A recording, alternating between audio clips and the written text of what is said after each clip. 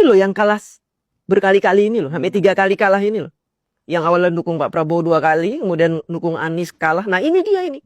Mereka ini tidak rela jika Indonesia ini berada di tangan orang selain yang mereka dukung. Mereka udah kalah berkali-kali, mereka maunya apa? Negara kita hancur.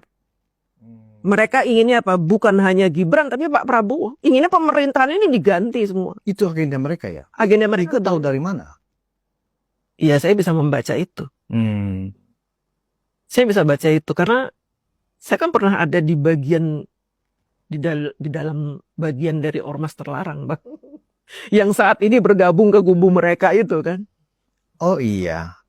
Apakah itu HTI atau FPI Ibu pernah di situ? Jadi dulu itu sebelum FPI dan HTI itu besar, saya ada di grup mereka. Kenapa saya dimasukkan ke grup mereka? Karena saya adalah debater.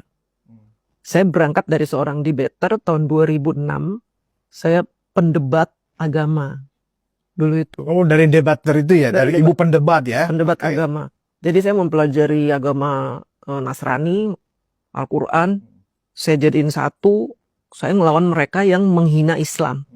Dulu begitu. Akhirnya nama saya terkenal, saya dimasukkan ke grup HTI dan FPI. Dan emang Ibu sempat menjadi anggota HTI waktu itu? Bukan anggota, jadi saya memang dimasukkan ke situ. Dulu kan belum besar, Bang. Tapi tidak ada semacam baiat? Nggak ada baiat. Oh, di HTI nggak ada baiat ya? Nggak tahu deh. Saya nggak tahu, karena saya belum pernah di baiat. Saya dimasukkan ke grup besar mereka. Jadi di grup itu tuh ada MUI. Oh, ada MUI. Ada MUI, ada HTI, ada FPI, semua gabung jadi satu. Saya salah satu di situ sebagai debater yang paling keren lah saat itu.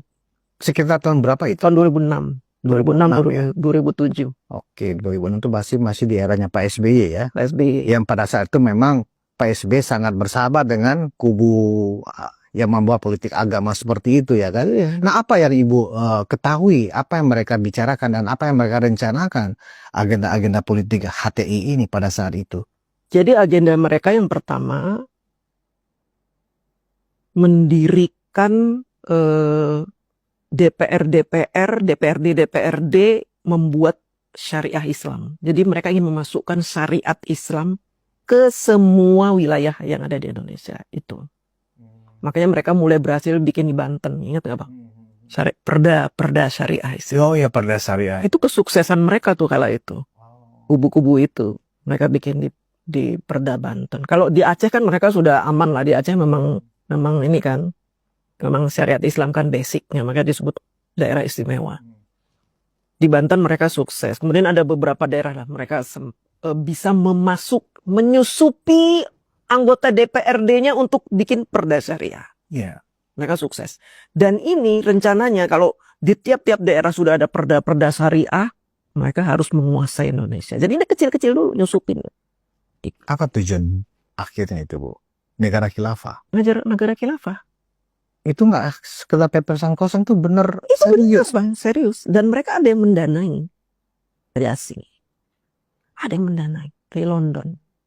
Oh, kalau dari London kan kantor pusat HTI kan memang di situ. Hizbut Tahrir kan memang kantor pusatnya di London. Nah itu dia. Dari situ mereka dibiayai. Kenapa HTI disuruh berfokus di Indonesia? Karena di Indonesia itu penduduk Islamnya terbanyak.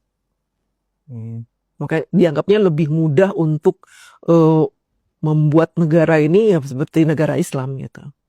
Awalnya kan mereka orang-orang asing itu Bang mengira Indonesia itu kan negara Islam awal-awalnya. Bahkan saya pernah ngobrol dengan teman-teman itu, saya juga ada komunitas kan dengan teman-teman mancanegara itu. Oh kamu itu di Indonesia itu negara Islam? Bukan. Negara Republik, demokrasi dasarnya. Bukan Islam. Tapi kan itu negara umat Islam paling banyak, tapi kita bukan negara Islam. Nah atas dasar itulah makanya orang-orang asing itu ingin HTI itu bercokol di Indonesia. Dan mereka udah banyak banget Bang. Jutaan ada di Indonesia. Nah, ketika Pak Jokowi kemudian menganggap itu sebagai ormas terlarang, apa yang menjadi catatan Ibu DJ saat itu? Apakah artinya mengkonfirmasi iya wajar kalau ini dilarang? Dan sampai tahun berapa Ibu masih terlibat di sana, di grup itu maksudnya? Nah, di grup itu saya akhirnya menyadari bahwa ini kayaknya komunitas nggak benar juga gitu. Karena pas sedikit-sedikit bicara makar, sedikit-sedikit bicara kudeta, sedikit-sedikit demo, sedikit-sedikit ini. Bahkan mereka menyebarkan selebaran-selebaran untuk menolak gereja lah, apalah. Ini menurut saya kayaknya, wah ini nggak beres ini. Akhirnya saya keluar di tahun 2011.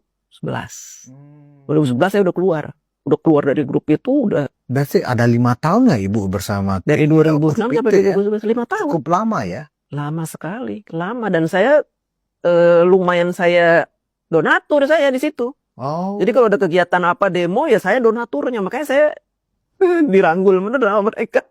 Dan Bang tahu nggak, waktu saya mendukung Bapak Jokowi 2014 itu teman-teman saya yang ada di grup itu neror saya setiap hari, kamu bajingan, kamu dulu, kamu. Oh. Karena mereka nggak mendukung siapa Bu waktu itu? Waktu 2014 itu Prabowo, Pak Prabowo, Hatta berarti ya. Hatta, iya. 2 periode mereka mendukung Pak. Karena PKS di situ. Karena ada PKS. Kan PKS itu partai yang mengakomodir mereka. HTI ini. HTI dan FPI. Yang berbahaya menurut Ibu HTI atau FPI Bu? Bagi kepentingan demokrasi kita, bagi kepentingan ideologi kita. Dua-duanya bahaya. Dua-duanya bahaya. Cuma kalau HTI ini lebih berbahaya dari FPI. Karena HTI ini kan mereka benar-benar pilihan orang-orang yang militan. Militan banget ini di HTI. Kalau FPI kan dia gerombolan preman-preman yang dipakein jubah. Oh, bedanya di situ. Bedanya di situ. Kalau HTI benar-benar militan, benar-benar muslim yang taat, yang militan, yang dicuci otaknya setiap hari, itu HTI. Kalau FPI ada keinginan juga negara khilafah nggak Bu? Ya sama. Sama juga. Karena orang HTI juga ada di FPI kan. Oh. Kan mereka dulu ada FUI namanya. Iya FUI ya. Ingat. Banyak Bang dulu ormas-ormas Islam itu mereka jadi satu. Nah, kalau kita lihat salah satu bahkan sebagian besar ya orang-orang yang terkait dengan ijazah palsu ini, ya kan, bahkan salah satu pengacara mereka itu kan jelas-jelas tuh orang HTI ya, Merkosinuddin itu. Apakah mereka sekarang ini memang sedang memanfaatkan kendaraan ini lewat Roy Suryo sebenarnya? Iya. Bagaimana Iya. Ibu membacanya nih? Ketika Ibu paham bahwa HTI itu sejelek itu memang niatnya, artinya kan niat dia kan memang sudah bisa dianggap itu niat yang dari dirinya sendiri itu sudah ada niat makar.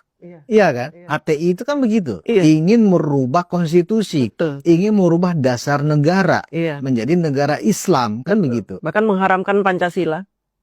Ada semacam doktrin seperti Ada. itu Bu ya? Bendera haram, Pancasila haram, UUD 45 haram. Oh. Mengharamkan semuanya. Jadi kalau kalian masih hidup di negara yang masih berdasarkan Pancasila, benderanya merah putih, kalian murtad, haram kalian. Akhirnya berbondong-bondong orang mendukung PHT untuk merubah itu semua. Supaya nggak masuk neraka gitu Bang. Kan mereka doktrinnya nakut-nakutin neraka.